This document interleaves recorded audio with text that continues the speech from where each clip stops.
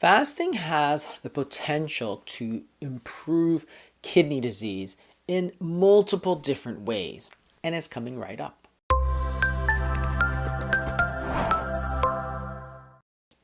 In 2022, there was very exciting research that showed, for really the first time that I had seen, a human study that showed that fasting could help reverse established diabetic kidney disease.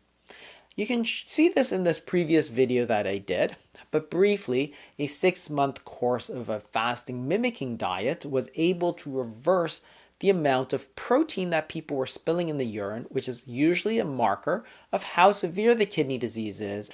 Now, L-Nutra has produced another study, which again, for really one of the first times I can remember, have shown that other forms of kidney disease, namely glomerular diseases, may be impacted in a good way as well as just chronic kidney diseases. And we'll also look at polycystic kidney disease, which is another important genetic cause of kidney disease. And together, these really comprise the majority of types of kidney disease. Very often, we think that growth is good. In the human body, if you're an adult, growth is generally not good. When you get too much growth, you often get a lot of excess scarring and fibrosis. So how do you control growth?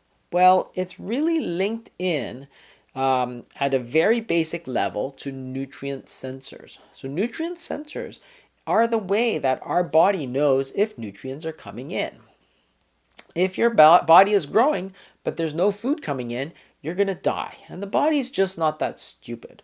So we have nutrient sensors, and that tells the rest of the body to grow. Insulin is the sort of quintessential nutrient sensor.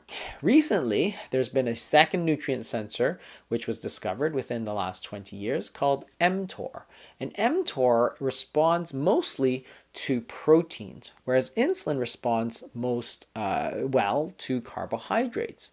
Insulin as a growth factor is very closely linked to insulin-like growth factor. And growth, as I said, is bad. You can see that from this study, which looked at 400,000 people in the UK Biobank.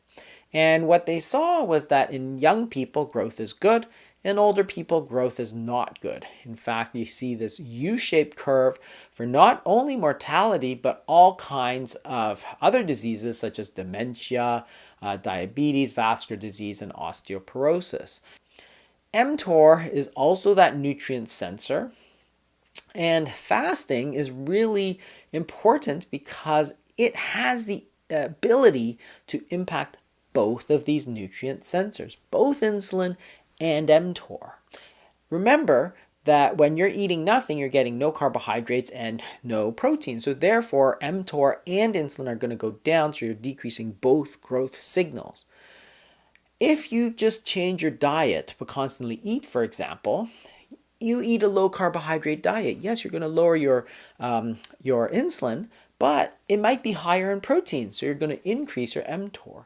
At the same breath, you might have very low protein diets, vegetarian diets, and so on. So the proteins might be low, but the carbohydrates are higher. So there's often this trade-off when you're eating between insulin and mTOR, and that one goes up, the other goes down. Whereas with fasting, you have the ability to decrease both at the same time. What they did in this study here is very, very interesting because they took rats to start with. They compared these rats that were just given whatever they want with a low-salt fasting mimicking diet.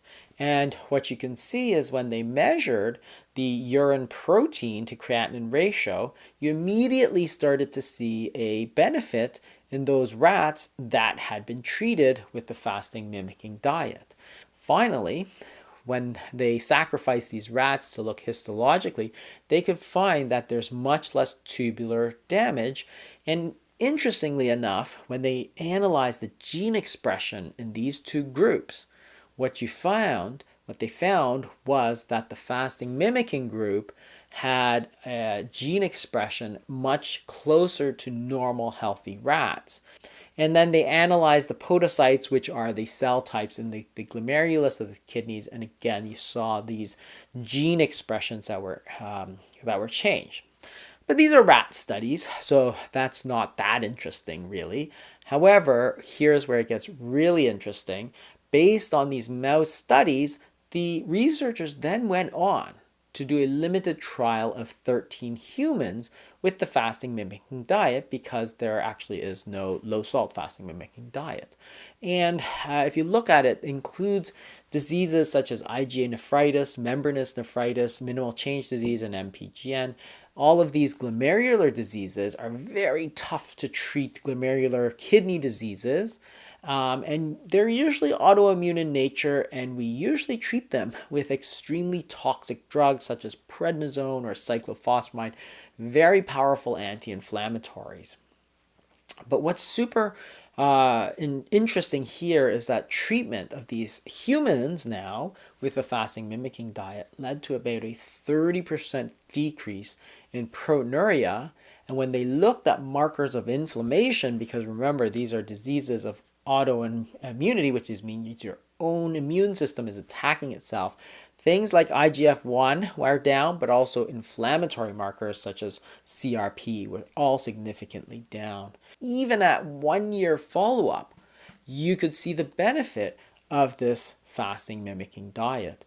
And then when they looked for markers of these kidney progenitor cells, and those are things such as CD24, CD45, these are ways to identify what cells are being stimulated. They're all significantly increased. So the question is there some healing going on after you take away the inflammation by this fasting mimicking diet? Are they stimulating some kind of regenerative process through the autophagy, which you get in terms of breaking down old cells, and then the growth hormone that you get afterwards with those extended fasts?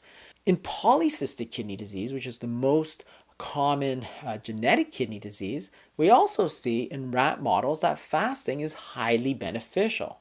So in polycystic kidney disease, the kidney develops thousands of cysts, and it's a genetic disease, so people have it since birth, but by the time they're 50 or 60, there's so many cysts, it sort of squeezes out the normal kidney tissue, and you get kidney failure and dialysis. By using a 30 to 50% food restriction, they practically normalized the size of the kidney, because the polycystic kidneys are huge. And the kidney function stayed normal, which is incredible, because this is a genetic disease of the polycystin gene, yet you could influence the growth of these by turning down those growth factors, by understanding that they're the same as the nutrient sensor. The human studies hopefully are on their way, but unfortunately I don't have those. But again, from all the kidney diseases that we've talked about, this comprises the majority of them, and fasting could play a huge role in reducing chronic kidney disease from a number of causes. Hope you learned something. I'll see you next time.